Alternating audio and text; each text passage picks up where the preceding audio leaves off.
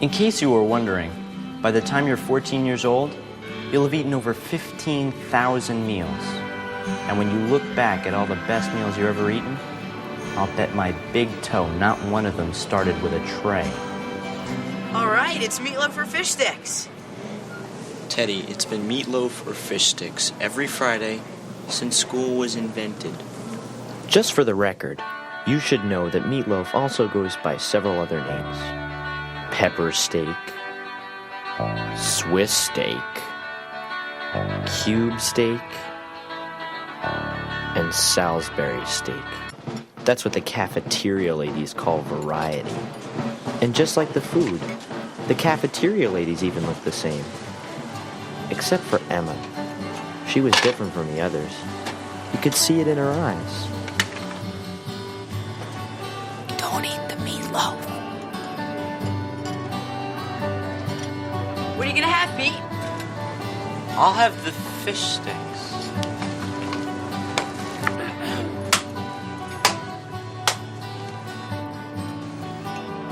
I had no idea what that was all about. Meatloaf, please. But I sure knew one thing. Gelatin was for dessert. Whenever they serve gelatin, I get so disappointed. It's like they're saying, we just didn't want to make the effort. All right, my favorite flavors, green and red. Once Teddy and I had our trays loaded up with tray load, we headed for our usual table with our usual friends. But as I would soon learn, there would be nothing usual about this lunch, because what began with Emma and the meatloaf would soon escalate into a war that threatened the life, liberty, and the pursuit of happiness of yours truly. It's mighty strange. You looking at the lazy rain. I can't settle in bed. Or have you picked your target yet? It's ended. Does your dog bite?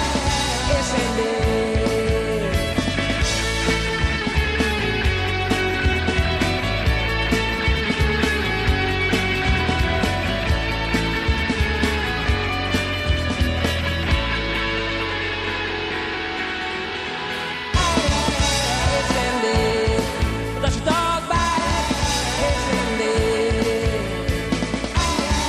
It's ended. Does your dog bite?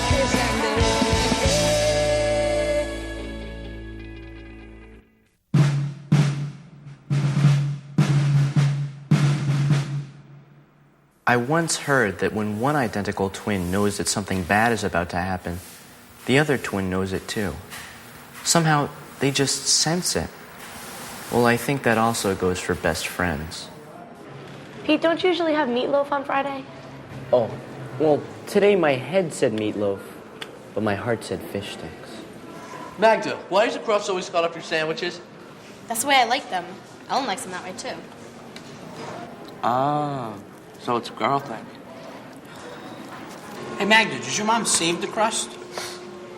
I don't know. Why? I'm carving up for wrestling tryouts. If you find a big box of crust at home, bring it in. What weight are you gonna wrestle at, Dan?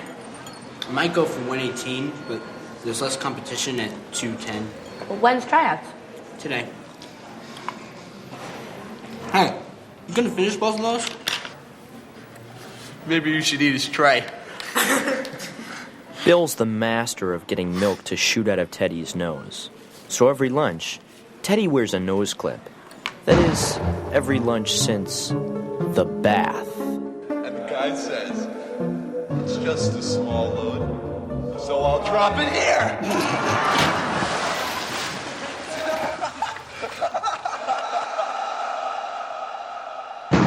Bill says his new goal is to make milk come out of Teddy's ears. Oh, Daddy, help, help! I wouldn't be surprised if he does it. I don't think that's funny. Thousands of people lose an eye like that every year. Swap time means swap time! Who's ready to deal? Every lunch, without fail, Trader Tim pays a visit. And every lunch, without fail, Tim makes more deals than the stock market. One day, Tim started with a fluffernutter sandwich, an apple, and a snickerdoodle, and he made trade after trade. And when he was finished, he had a fig bar and a 1909 Honus Wagner baseball card worth $67,000. Hey, Forsman, I'll trade you an apple scrumpy for your nose clip. No! All right, 2 scrumpies. No! Fine. Turn me down. I'm out of town. So do you guys want to go over some stuff for the test? Yeah. If you don't know it by now, you're not gonna know it. The next 2 words that came spilling out of my mouth might be the 2 scariest words a kid can ever utter. What test? Pete, we have a test in history next period, remember? No. It's on the Revolutionary War. The whole thing? And those words signaled not only the beginning of my battle, but also my brother Pete's battle across town at his school. Okay, class, ears to the front. As you know, my dodgeball team, the Kings, are vying for the intramural championship tomorrow. And today they'll be using your gym class to practice. Is this guy picking your scabs the way he's picking my scabs? So, gentlemen, if you'd all step aside, or better yet, go sit up in the stands, you may watch and learn. No way. Hey, put those balls down. I told you to sit up in the stands. Lick the parquet, Cornwallis. This is our gym class. Now, listen, you little upstarts. Do as I say, or there'll be trouble. Yeah, but we'll be dishing it out. Huh? You and what army? This army. This is your last warning. Now step aside. All right, you miserable curs. This is war. Then let it begin. Blowhole. How could I not know about this test? I called you last night. To ask him how studying was going, Theodore. Mrs. Beardsley told us about it at the end of class on Monday. Didn't you hear her? Monday. I remember it was almost the end of class, and I was bored. 33. And to kill time, I was counting the freckles on Wayne Schlegel's neck. 37. Then I remember looking at my history book, and I saw a flip movie that someone had drawn in it. I couldn't take my eyes off it. I just kept flipping and flipping. Flipping and flipping. I must have been hypnotized. Because I didn't hear Beardsley say anything about a test. Wow. Good story, Pete. But Beardsley won't buy it. She has to. It's true. I've never failed a test in my life. I don't know anything about failing. Don't worry, Pete. We'll help you out. I can't believe that somebody drawing a flip movie in my book in 1967 is messing up my life today. That's how history works, Pete. The way things are today is because of everything that happened in the past. This is our turf, jerkweed. Go home.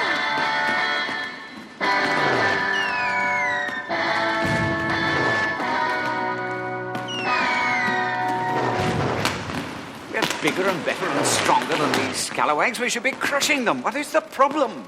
We're trying, sir, but they keep moving. We've never seen this strategy before. Well, try harder.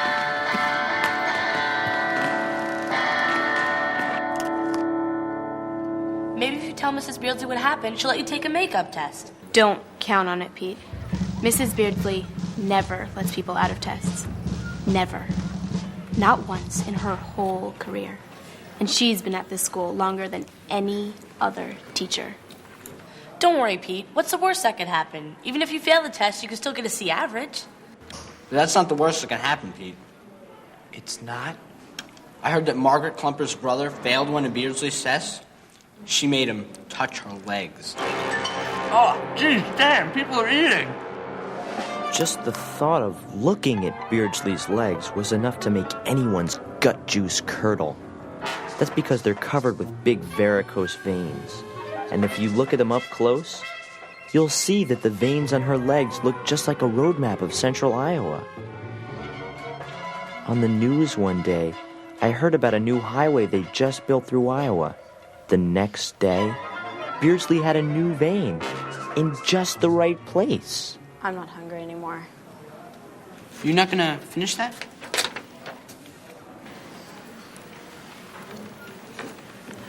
Pete, I know somebody right in this room who failed one of Miss Beardsley's tests. Who? Cecil Tucker. The janitor? Yup, when he was 14, he was an honor student. He was on the school paper, and he lost the election for class president just because it was a popularity contest. Just like you, Pete. But he never was quite the same after that test. They say the fire in his belly just went out. I can't fail this test. I gotta study. There's only 18 minutes to go. And with that, what became known as the lunch herd round the world officially began. Bunker Hill, Valley Forge, Fort Ticonderoga. Our forefathers fought these battles to free us from the rule of tyrants. But I guess that didn't include teachers, because in my own battle of Wellsville High, my whole life was riding on Mrs. Beardsley's test. The Revenue Act of 1767 was imposed to replace the Stamp Act. Here, Pete, use my book. I've used a highlighter on all the important facts. Thanks, Magda. What's a highlighter?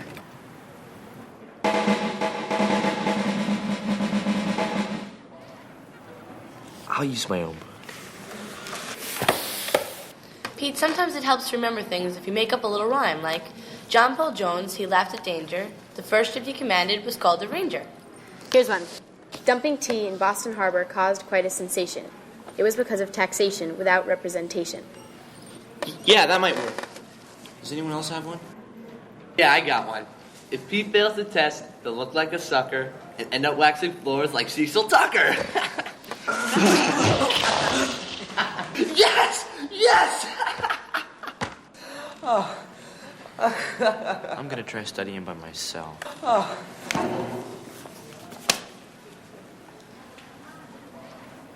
Sorry. If I was gonna get through this mess, I was gonna have to do it alone. Time was against me, and it was against Pete, too. His rebel army was fighting insurmountable odds. Common sense.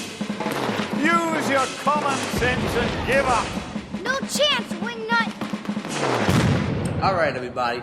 Answer if you dare.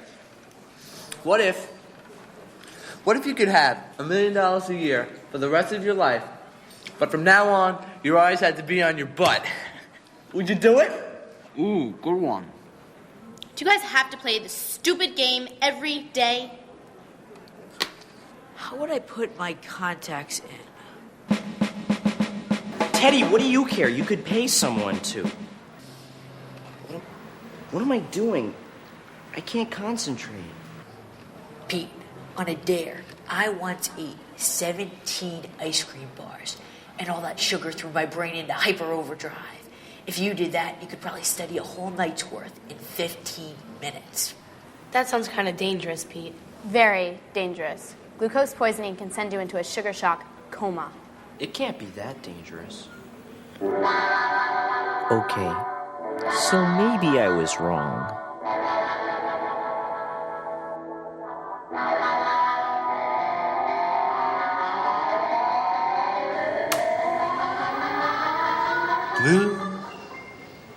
Blue moon, blue.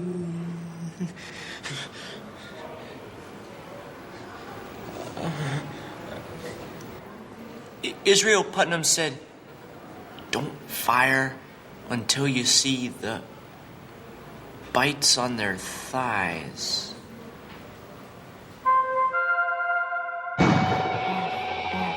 I can't feel this test. I can't feel this test.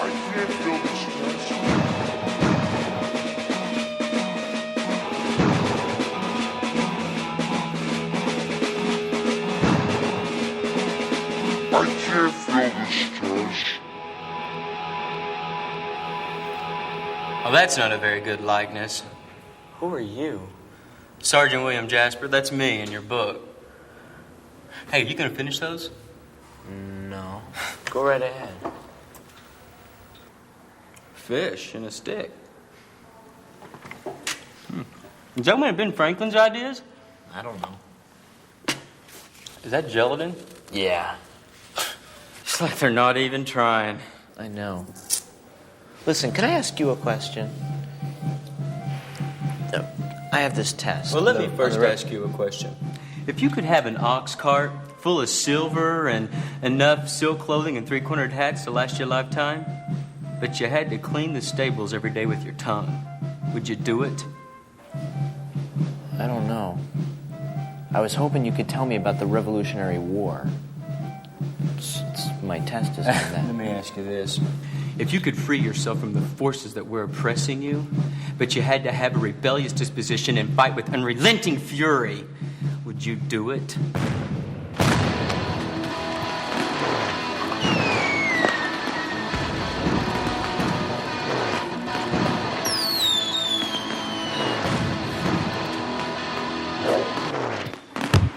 That's against regulations. You can't do that. I didn't think, power tool. That's it. I'm not your teacher anymore.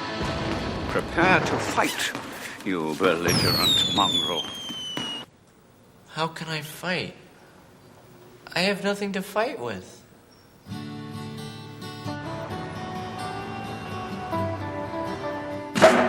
That's when I saw Emma.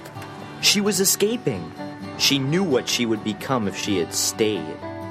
And I knew what I'd become if I stayed. I'll meet you in Iowa. Iowa. They'd never find Emma there. And they'd never find me there. It was my only hope. If I took Route 61, I could pick up Emma in Dubuque. Then we'd hit Route 20 all the way to Marshalltown, and we'd be history. Forget fighting. I was fleeing. Sorry. Lost your way, Mr. Wrigley? Huh? You must be very confident to be cavorting around when we have a test in 11 minutes. Oh. Well, I'm sure I'll do all right. All right. I expect a student like you to do better than all right. There's nothing I dislike more than someone not living up to their potential. Oh, hello, Mr. Tucker. Well, I've got work to do. Then I'll leave you to do it. I'll be watching you, Mr.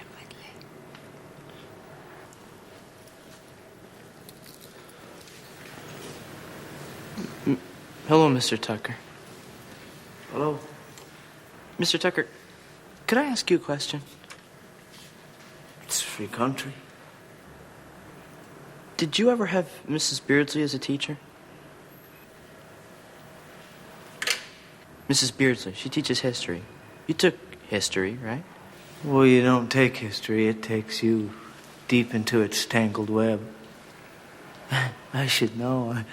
I got trapped. I couldn't get out. I just kept looking at the clock going round and round. Tyranny of time.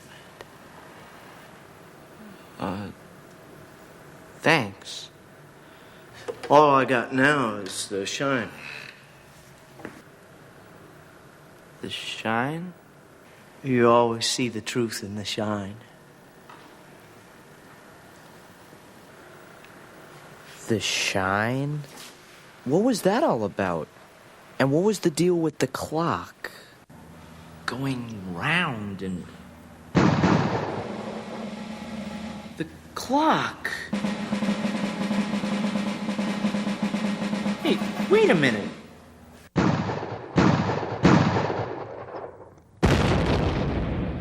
Oh no! It was his book.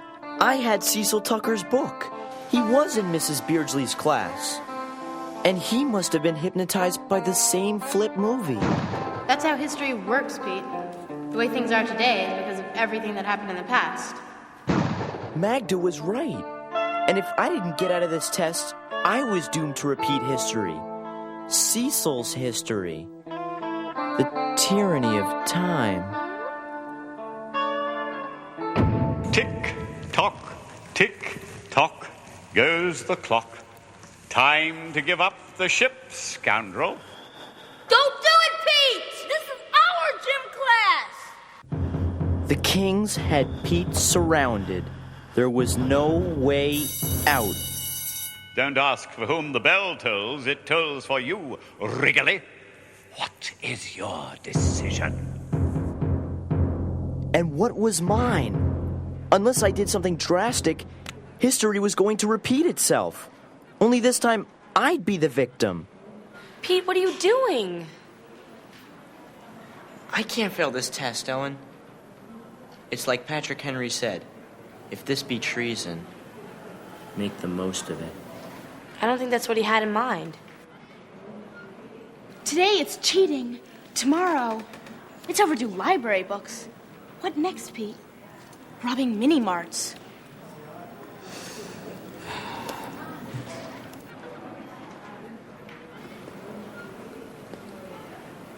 I need a drink.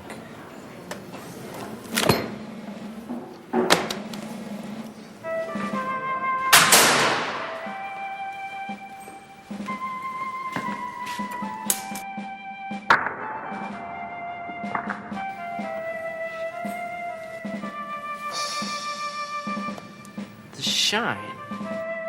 Cecil said that I'd find the truth in the shine, but I didn't see anything. What was he talking about? A wet nap? What's that for? You tell me when you find the truth.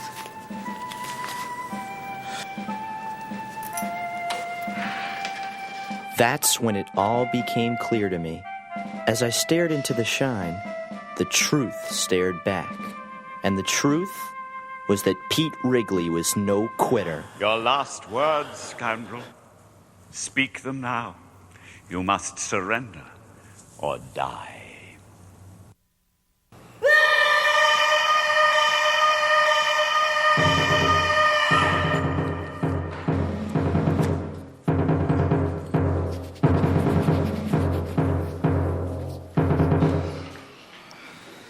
So, Pete, you gonna give up the ship? I have not yet begun to fight.